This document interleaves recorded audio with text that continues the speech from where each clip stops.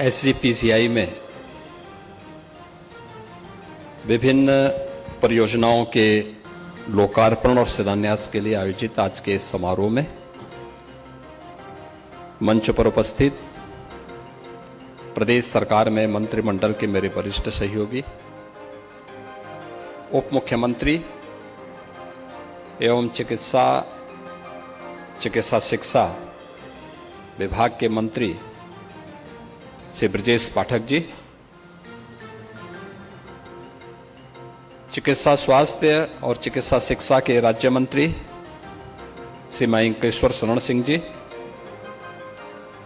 प्रदेश के मुख्य सचिव श्री मनोज कुमार सिंह जी, प्रमुख सचिव चिकित्सा शिक्षा एवं स्वास्थ्य एवं परिवार कल्याण श्री पार्थ सारथी सेन शर्मा जी, संस्थापक एवं अध्यक्ष Saloni heart foundation USA Shrimati Mrinalini Seth ji, doctor B Mohan Reddy ji, SGPCI के director professor RK Dhiman ji, professor Shaleen Kumar ji, SGPCI के हमारे सभी यहाँ के आचार्यगण, चिकित्सक शिक्षकगण,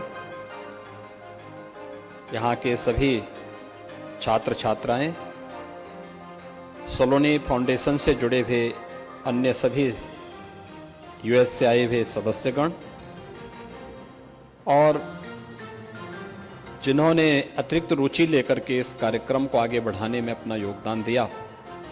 ऐसे जब यह कार्यक्रम मूर्त रूप लेने की ओर अग्रसर हो रहा था, उस समय प्रोफेसर धीमन के साथ में जो लोग लगे थे, श्री अवनीश कुमार अवस्थी जी, श्री अरविंद कुमार जी, विभाग के अन्य हमारे अधिकारीगण और उपस्थित बहनों और भाइयों, मैं सबसे पहले SGPCI को एक साथ 1147 करोड़ रुपए की इन परियोजनाओं के लिए दीपावली के ठीक पहले SGPCI में ये सब नई परियोजनाएं जुड़ रही हैं, इसके लिए हृदय से बधाई देता हूं। और एक साथ इतनी योजनाएं आपके साथ जुड़ रही हैं जो देश के एक प्रतिष्ठित संस्थान के रूप में SGPCI की पहचान को बनाने में महत्वपूर्ण भूमिका का निर्वहन करेगा, जिसमें एडवांस पीडियाट्रिक सेंटर का है, एडवांस डायबिटिक सेंटर का है, इसका भी लोकार्पण आज हुआ है, टेली ICU का है, सलोनी हार्ट सेंटर का है और साथ ही यहाँ पर एक रेन बसेरा और एक हॉस्टल जो मेडिकल टेक्नोलॉजी से संबंधित 200 छात्रों के रहने की व्यवस्था का माध्यम बनेगा। इन सब का आज यहाँ पर लोकार्पण और शिलान्यास का कार्यक्रम संपन्न हुआ है। यह SGPCI की एक शानदार यात्रा को आगे बढ़ाने के लिए SGPCI के साथ सरकार के द्वारा तमाम धर्मार्थ और सामाजिक संगठनों के योगदान से आपकी क्षमता कैपेसिटी बिल्डिंग की दृष्टि से किए गए प्रयास का हिस्सा है। और इस शानदार यात्रा के लिए मैं आप सबका, जितने भी यहाँ के हमारे प्रोफेसर्स हैं, यहाँ के चिकित्सक शिक्षक हैं, उनके सहयोगी कार्मिक हैं, इन सब का मैं हृदय से अभिनंदन करता हूं। आप सबके प्रति मैं हृदय से बधाई देता हूं।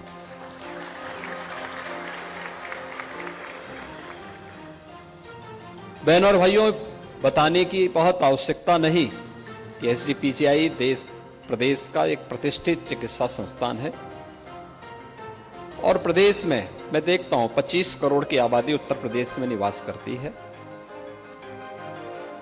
और पूरब का हो, पश्चिम का हो, मध्य का हो या बुंदेलखंड क्षेत्र का हो या विंध्य क्षेत्र का हो, गंभीर रूप से बीमार होता है तो उसकी पहली एक आस उसके परिवारजनों की होती है कि SGPCI में कोई बेड उसे प्राप्त हो जाए। SGPCI में पहले से ही यहाँ पर बेड्स पूरे भरे रहते हैं, स्वाभाविक रूप से उनके लिए समस्या खड़ी होती है। और जब ये बात हमारे सामने आती है तो हम लोगों को भी पीड़ा होती है, अंतःकरण से इस बात की पीड़ा होती है कि हम लोग इन लोगों को ये सुविधा उस प्रतिष्ठित संस्थान में नहीं दिला पा रहे हैं। यद्यपि उत्तर प्रदेश ने आदरणीय प्रधानमंत्री जी के मार्गदर्शन में एक लंबी यात्रा चिकित्सा स्वास्थ्य के क्षेत्र में, चिकित्सा शिक्षा के क्षेत्र में आगे बढ़ाई है। पिछले 7-7.5 वर्ष में उत्तर प्रदेश के अंदर जो गवर्नमेंट सेक्टर के मेडिकल कॉलेजेस थे, जो मात्र प्रदेश के अंदर 2017 तक प्रदेश के अंदर केवल 18 जनपदों में फैले हुए थे, आज उनकी संख्या बढ़कर के 64 जनपद हमारे आज ऐसे हो चुके हैं जहां कोई ना कोई मेडिकल कॉलेज खड़ा है। One district one medical college की ओर हम तेजी के साथ आगे बढ़ रहे हैं। एमबीबीएस की सीट्स पहले की तुलना में दुगने से अधिक हुई हैं। पीजी की सीट्स भी यूपी के अंदर पहले की तुलना में दुगने से अधिक हुई हैं, बढ़ी है। लेकिन इन सुविधाओं की आवश्यकता कैसे पड़ती है, खासतौर पर जब हम एडवांस पीडियाट्रिक सेंटर की बात करते हैं।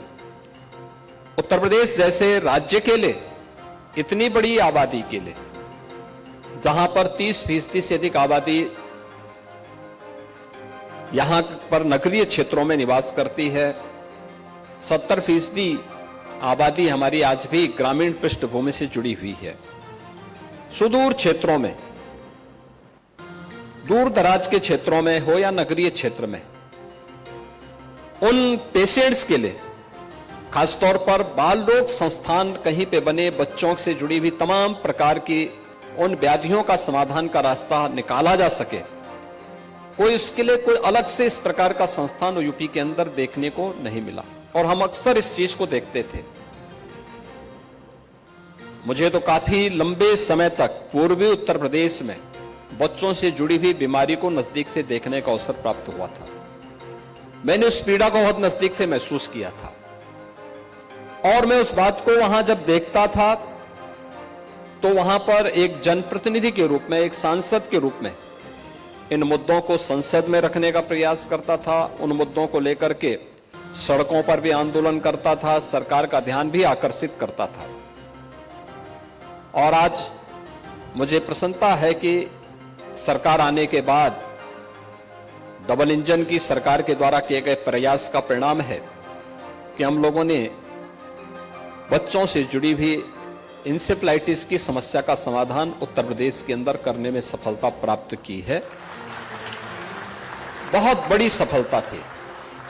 और इसमें भी जो यहां पर आज बच्चों से जुड़ी हुई एडवांस पीडियाट्रिक सेंटर के लिए बाल रोग से संबंधित जो 575 बेड्स से जुड़ी हुई यह एक संस्थान के नए निर्माण की कार्रवाई को आगे बढ़ाने की कार्रवाई हुई है, जिसमें 22 विभागों की सेवाएं प्रदान की जाने की बात है, जिसमें न्यूनेटोलॉजी सेंटर का है, लीवर और पाचन तंत्र से जुड़ी हुई पीडियाट्रिक गैस्ट्रोलॉजी का है, हार्मोन्स और डायबिटिक की समस्या के लिए पीडियाट्रिक एंक्रोलॉजी का है, पीडियाट्रिक आईसीयू और इमरजेंसी पीडियाट्रिक जेनेटिक का है, पीडियाट्रिक इम्यूनोलॉजी का है, पीडियाट्रिक कार्डियोलॉजी का है, पीडियाट्रिक नेफ्रोलॉजी व पीडियाट्रिक न्यूरोलॉजी। इन सभी का एक छत के नीचे समाधान का रास्ता निकलेगा। मैं इस सुविधा के लिए आपको एसजीपीजीआई परिवार को हृदय से बधाई देता हूं, अपनी शुभकामनाएं देता हूं।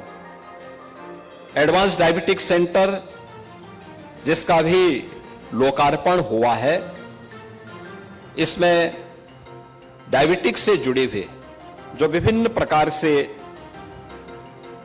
जो भी पेशेंट होंगे उनके लिए यहां पर आज 63 करोड़ रुपए की लागत से एक ही छत के नीचे इन सभी बीमारियों के उपचार की सुविधा प्राप्त हो पाएगी, जिसमें 40 बिस्तरों वाले सेंटर में डायबिटिक से संबंधित इमरजेंसी डायबिटीज कोमा की प्रबंधन, एंडोक्राइनोलॉजी विभाग, डायबिटिक फुट के प्रबंधन के लिए एंडोसर्जरी विभाग, डायबिटिक रेटिनोपैथी, एप्थेमोलॉजी विभाग, डायबिटिक के कारण होने वाले जो भी किडनी के संक्रमण हैं या उससे जुड़ी हुई बीमारियां हैं, उनके लिए किडनी ट्रांसप्लांट के लिए नेफ्रोलॉजी विभाग, फैटी लीवर और मेटाबॉलिक डिसऑर्डर के लिए भी हेमेटोलॉजी विभाग, ये सभी सेवाएं इस एडवांस्ड डायबिटिक सेंटर के अंदर एक छत के नीचे प्राप्त होंगी। यह एसजीपीजीआई की क्षमता के विस्तार को देश और दुनिया के सामने प्रस्तुत करेगा। टेली आईसीयू, अभी हमने उसका लोकार्पण किया है और मैं देख रहा था। हमने इसका प्रयोग किया था कोविड-19 के दौरान, जब कोविड-19 की दस्तक हुई थी। उत्तर प्रदेश के 75 में से मात्र 36 जनपद ऐसे थे जिनमें किसी में 1 बेड था, किसी में 2 बेड आईसीयू के थे। शेष जनपदों में थे ही नहीं। प्रधानमंत्री जी का उस समय आग्रह था कि हर जनपद में कम से कम 10 बेडेड आईसीयू का आपके पास एक सेंटर होना चाहिए। इसके लिए भारत सरकार ने वेंटिलेटर्स उपलब्ध कराए, उस प्रकार का इंफ्रास्ट्रक्चर भी उपलब्ध करवाया। लेकिन मैन पावर कहां से हम लेके आएंगे, एक चैलेंज था। हमने कहा जितने भी एनेस्थेटिक हैं, टेक्नीशियंस हैं, इनकी ट्रेनिंग हो, और मास्टर ट्रेनर पहले हम लोगों ने यही एसजीपीजीआई में तैयार करवाए थे। मास्टर ट्रेनर तैयार होने के बाद फिर यह हुआ कि टेली आईसीयू को हम प्रारंभ करें।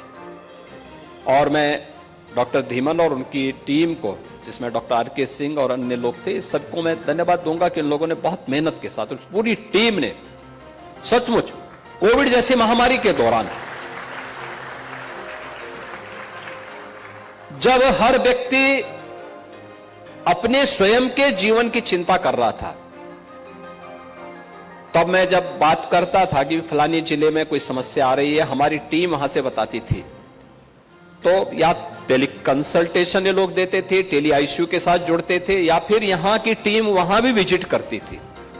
और आज 6 मेडिकल कॉलेज एसजीपीजीआई से जुड़ चुके हैं, और मेरा मानना है कि 1 डिस्ट्रिक्ट 1 मेडिकल कॉलेज के क्रम में इस प्रकार की सेवाएं, जो अभी तक दूर दराज के क्षेत्रों में लोगों में आज भी एक विश्वास बनाने में कभी कभी हम लोगों को कठिनाई होती है कि हम लोग मेडिकल कॉलेज खोल रहे हैं, अच्छे हॉस्पिटल्स ग्रामीण क्षेत्र में भी हम दे रहे हैं, लेकिन लोग इस बात के लिए कभी कभी उनको विश्वास नहीं होता, क्या यहां पे भी इतने योग्य डॉक्टर होंगे जितने एसजीपीजीआई में हैं, जितना केजीएमयू में है।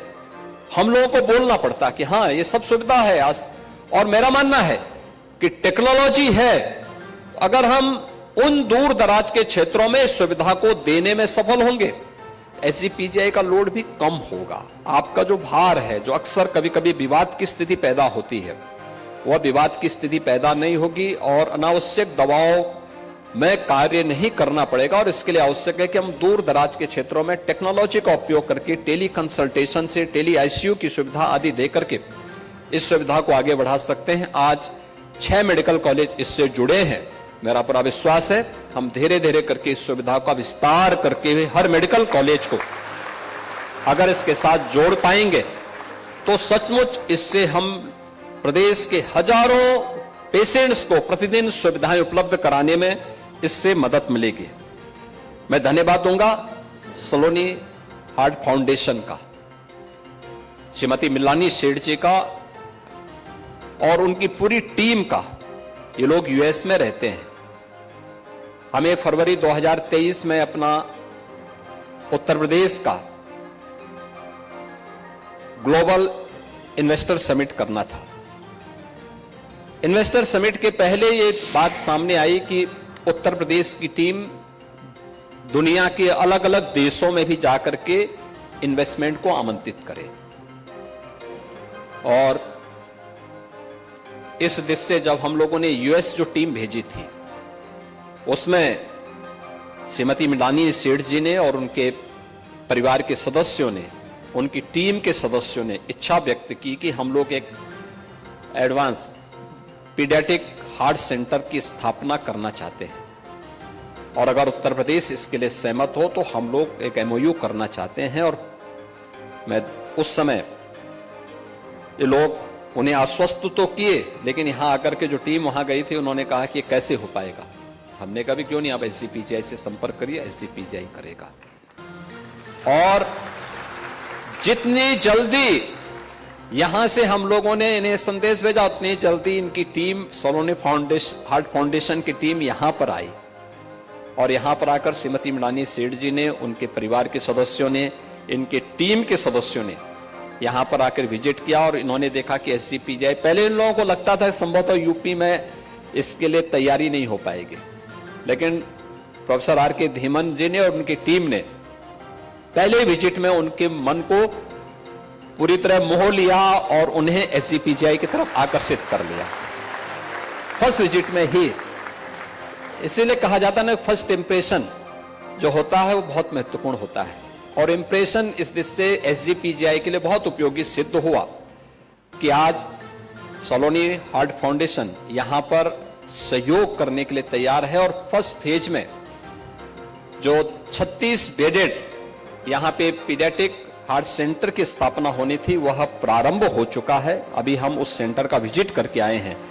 सेकेंड फेज के कार्यक्रम के लिए आज एमओयू यहां पर हुआ है, जिसमें 200 बेडेड हॉस्पिटल्स यहां पे बन करके इस कार्यक्रम को तेजी के साथ आगे बढ़ाएगा।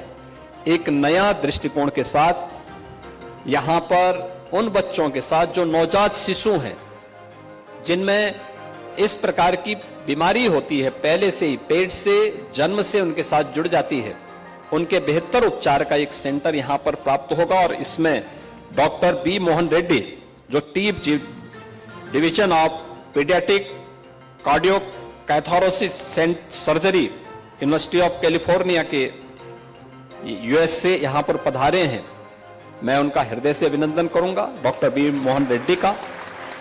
और वह यहां एसजीपीजीआई के इस टीम के साथ मिलकर के इस कार्यक्रम को आगे बढ़ाएगा। मैं सलोनी हार्ट फाउंडेशन को इस पूरे कार्यक्रम को आगे बढ़ाने के लिए और इसमें अपनी प्रतिबद्धता को आगे बढ़ाने के लिए संभवतः सीएसआर से या किसी सामाजिक संस्था के द्वारा उत्तर प्रदेश के किसी मेडिकल कॉलेज या किसी संस्थान को दी जाने वाली सबसे बड़ी सहायता है।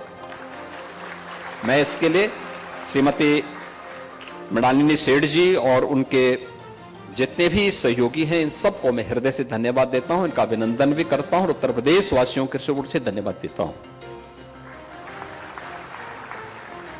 इसके साथ ही यहां पर, यानी जो यहां पर ये सेंटर बनेगा, इसमें तमाम प्रकार की हमें सुविधाएं प्राप्त होंगी।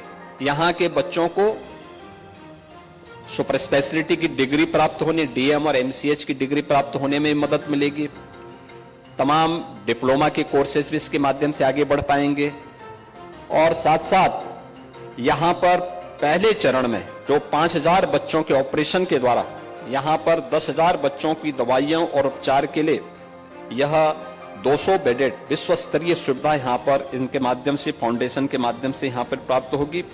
और एसजीपीजीआई के साथ जुड़ने से गवर्नमेंट को भी इस सहायता को और मजबूती के साथ आगे बढ़ाने में, गवर्नमेंट और सीएसआर का मद और सामाजिक संस्थाएं एक साथ जुड़ जाएंगे तो उसका लाभ कई गुना बढ़ सकता है। और ये हम लोग यहां पे करके दिखाएंगे। मैं श्रीमती मृणालिनी सेठ जी को और सलोनी फाउंडेशन को, जिन्होंने अपनी पुत्री की स्मृति में बनाया है, मैं उनको इस बात को आश्वस्त करता हूं कि उत्तर प्रदेश सरकार उनकी पुत्री की स्मृति को जीवंत बना के रखेगी और इस कार्यक्रम को मजबूती के साथ आगे बढ़ाने के लिए जितना भी सहयोग करने की आवश्यकता पड़ेगी, राज्य सरकार उसमें शेष सहयोग करेगी।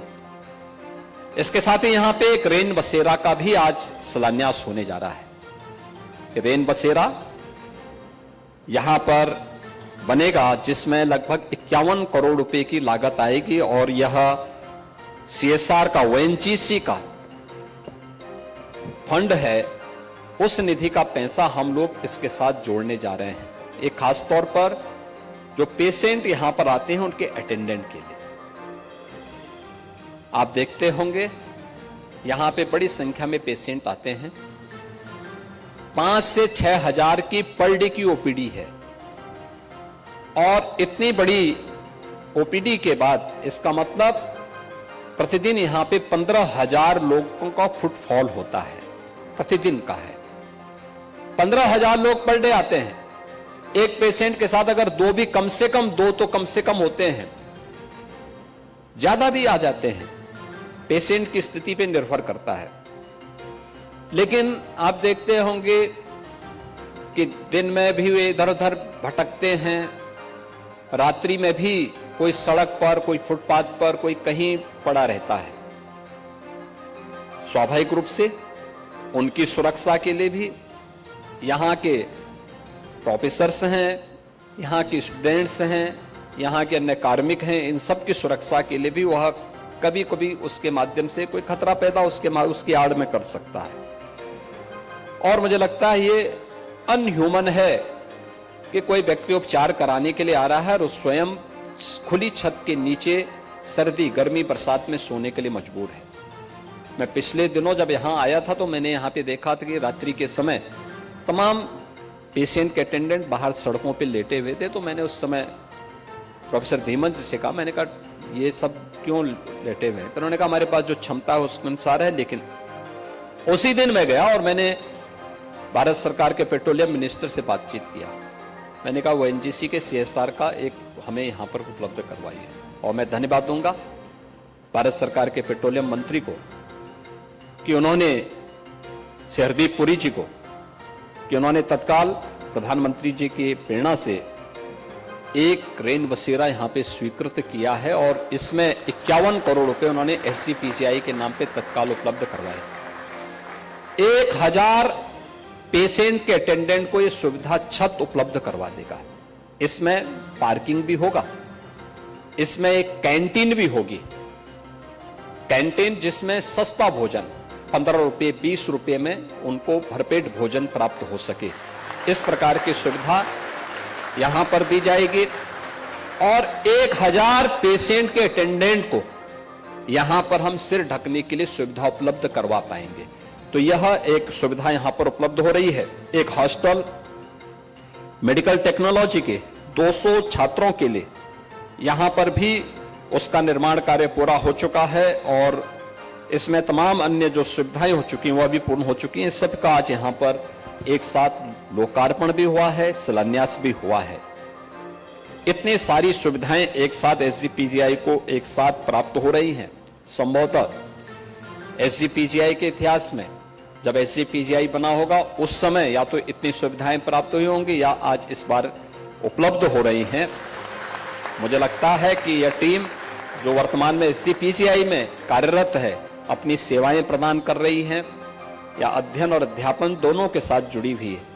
ये टीम सौभाग्यशाली है क्योंकि संस्थान व्यक्ति के कार्यों के अनुसार संस्थान को भी और व्यक्ति को भी यशस्वी बनाता है।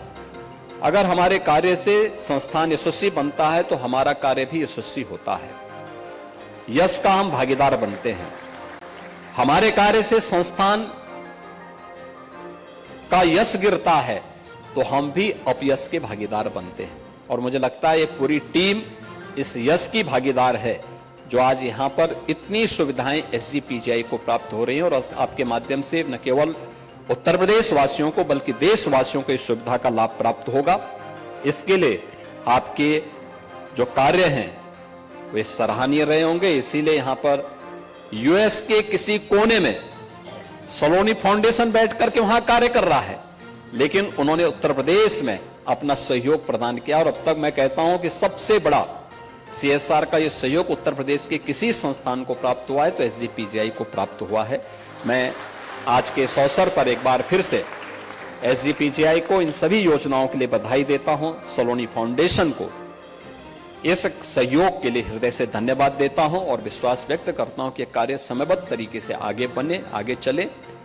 और यहां पर राज्य सरकार के स्तर पर भी जो भी सहयोग इस प्रतिष्ठित संस्थान को आगे बढ़ाने में सरकार के स्तर पर होगा, सरकार उसको भरपूर मदद करेगी। आप सबके प्रति मेरी मंगलमय शुभकामनाएं, दीपावली की मंगलमय शुभकामनाएं आप सबके प्रति। धन्यवाद। जय हिंद।